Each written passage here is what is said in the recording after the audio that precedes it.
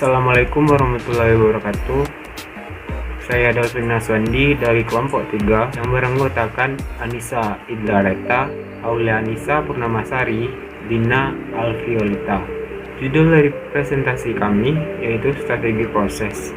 Pengertian dan tujuan strategi proses. Sebuah strategi proses merupakan sebuah pendekatan dari organisasi untuk mengubah sumber daya menjadi barang dan jasa. Tujuannya adalah untuk menciptakan sebuah proses yang bisa menghasilkan produk yang memenuhi keinginan pelanggan yang sesuai dengan biaya dan batasan manajerialnya. Proses yang dipilih akan memiliki efek jangka panjang pada efisien dan fleksibilitas dari produksi, biaya dan mutu dari barang yang dihasilkan.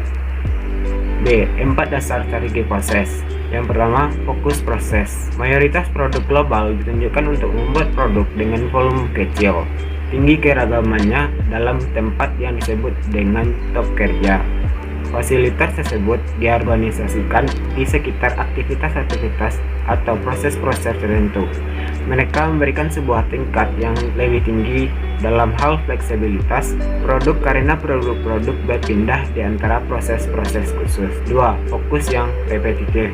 Proses repetitif dalam kurung repetitif proses merupakan lini perakitan klasik, digunakan secara luas hampir di seluruh perakitan mobil dan peralatan rumah tangga, memiliki banyak struktur dan pada akhirnya kurangnya fleksibilitas dibandingkan dengan fasilitas berfokus pada proses. 3. Fokus produk. Fokus produk adalah proses dengan volume yang tinggi, variasi yang rendah. Sebuah fasilitas berfokus pada produk menghasilkan volume yang tinggi dan variasi yang rendah. Sifat khusus dari fasilitas memerlukan biaya tetap yang tinggi dan variasi yang rendah, yang menyebabkan tingginya penggunaan fasilitas. 4.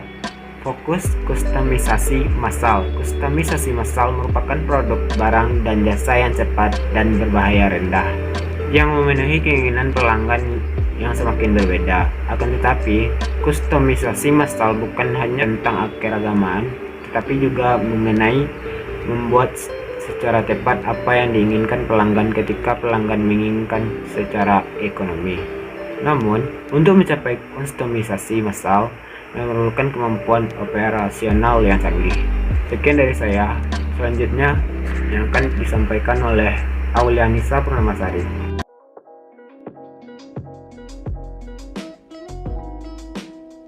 C. Analisis dan desain proses. Sejumlah alat dapat membantu memahami kompleksitas desain dan mendesain ulang proses. Alat tersebut merupakan jalan sederhana untuk memahami apa yang terjadi dalam proses. Dalam hal ini ada 4 contoh pilihan alat dalam rangka analisis dan desain ulang proses, yaitu 1. Diagram alur. Diagram alur yang merupakan sebuah skema atau gambar dari pemindahan bahan materi, produk atau orang. Misalkan diagram alur dalam profil perusahaan global atau menunjukkan proses perakitan untuk Harley Davidson. 2. Pemetaan fungsi waktu. Dengan pemetaan fungsi waktu, menjadikan pengguna dapat mengidentifikasikan dan menghilangkan pemborosan seperti langkah tambahan, pengulangan, dan keterlambatan yang tidak perlu. Tujuannya ialah untuk mengatur produksi barang atau jasa dalam jumlah, kualitas, harga, waktu, dan tempat tertentu sesuai dengan kebutuhan konsumen. 3. Pemetaan arus nilai. Sebuah variasi dari pemetaan fungsi waktu adalah pemetaan arus nilai. Namun, pemetaan arus nilai perlu untuk melihat secara luas di mana nilai ditambahkan dan tidak ditambahkan dalam keseluruhan proses produksi, termasuk rantai pasokan. Seperti halnya pemetaan fungsi waktu, idenya adalah untuk memulai dengan pelanggan dan memahami proses produksi, tetapi pemetaan fungsi untuk memperluas analisis kembali ke pemasok. 4. Diagram proses. Diagram ini membuat perhatian dipusatkan pada aktivitas penambahan nilai. Diagram ini menggunakan simbol, waktu, dan jarak untuk mendapatkan cara objektif dan terstruktur untuk menganalisis dan mencatat aktivitas yang membentuk sebuah proses. 5. Perencanaan layanan merupakan sebuah teknik analisis proses yang menitik beratkan pada pelanggan dan hubungan yang terjadi dengan pelanggan. Perencanaan layanan menunjukkan titik kegagalan potensial bisa dikurangi dengan sangat besar jika diidentifikasi pada saat tahap desain ketika modifikasi atau pokayokes yang sesuai dengan disertakan. Saya Anissa Idlaretta akan membacakan bagian D, yaitu pemilihan peralatan dan teknologi. Memilih peralatan terbaik berarti memahami industrinya secara spesifik, serta proses dan teknologi yang tersedia. Pemilihan peralatan untuk jenis proses tertentu juga dapat memberikan keunggulan bersaing. 1. Teknologi produksi, di mana kemajuan teknologi yang mendorong produksi dan produktivitas memiliki penerapan yang telah menyebar secara luas, baik dalam bidang manufaktur ataupun jasa. Pada teknologi produksi, terdapat area teknologi, yaitu teknologi mesin, di mana pengendalian elektronik meningkatkan kecepatan dengan mengurangi waktu pertukaran, mengurangi limbah dan meningkatkan fleksibilitas. Pemesinan dengan mesin dan memori sendiri disebut Computer Numerical Control atau CNC. 2. Sistem identifikasi otomatis atau AISS dan RFID. AIS merupakan sistem untuk mengubah data menjadi bentuk elektronik yang mudah dimanipulasi, contohnya barcode. Sedangkan RFID, sistem nirkabel terintegrasi dengan antena, mengirim gelombang radio atau sinyal dalam jarak terbatas.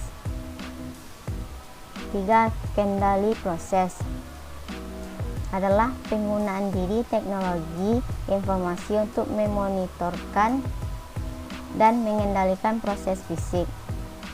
Sistem ini berpotensial dalam sejumlah cara, yaitu A. Sensor mengumpulkan data, B. Pengukuran diterjemahkan dalam bentuk sinyal digital yang mana ditransmisikan kepada komputer, C. Program komputer yang membaca data berkas dan menganalisis data, D. Output yang dihasilkan dalam berbagai bentuk, termasuk pesan pada layar komputer, lampu peringatan atau sirine, diagram SFC, dan lain-lain. 4. Sistem penglihatan adalah sistem yang menggunakan video kamera dan teknologi komputer yang seringkali digunakan dalam peranan infeksi. 5. Robot merupakan mesin fleksibel dengan kemampuan memegang, memindahkan, atau mengambil barang yang berfungsi karena impuls yang mengaktifkan motor dan tombol. 6. Sistem penyimpanan dan perbaikan otomatis atau ASRSS, sebuah gudang yang dikendalikan oleh komputer, menyediakan penempatan otomatis untuk komponen dalam dan keluar tempat tertentu dalam gudang. 7. Kendaraan yang dipandu secara otomatis atau AGV merupakan kereta yang dipandu dan dikendalikan secara elektronik untuk memindahkan barang. 8. Sistem manufaktur yang fleksibel atau VMSS merupakan sistem yang menggunakan sel kerja secara otomatis, dikendalikan oleh sinyal elektronik dan fasilitas komputer terpusat yang biasa. 9. Manufacturing terintegrasi komputer atau CIM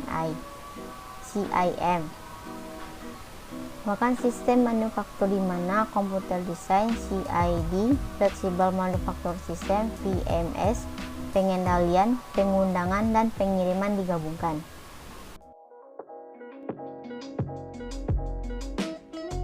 Baiklah, kita akan melihat yang E, yaitu teknologi dalam jasa. Kemajuan teknologi yang pesat dalam sektor manufacturing dapat menemukan perubahan yang dramatis dalam sektor jasa. Misalnya, pendekatan MCD untuk menggunakan kios-kios pelayanan sendiri, penghemat atas tenaga kerja ketika memesan dan mempercepat layanan pemeriksaan, memberikan produktivitas yang berharga dan mengalami peningkatan baik bagi restoran maupun konsumen. Para manajer operasional dalam institusi jasa, sebagaimana dalam industri manufaktur, dapat mengevaluasi dampak teknologi dalam perusahaan. Kemampuan ini memerlukan keahlian tertentu ketika mengevaluasi kemampuan, analisis investasi, kebutuhan SDM, dan pemeliharaan atau perbaikan. Selanjutnya yaitu perancangan ulang proses. Perancangan ulang proses adalah pemikiran kembali proses bisnis yang fundamental untuk membawa peningkatan atas kinerja secara dramatis. Perancangan ulang proses yang efektif bergantung pada evaluasi kembali tujuan dari proses, baik tujuan atau asumsi yang mendasarinya. Perancangan ulang proses menik beratkan pada aktivitas-aktivitas yang fungsional.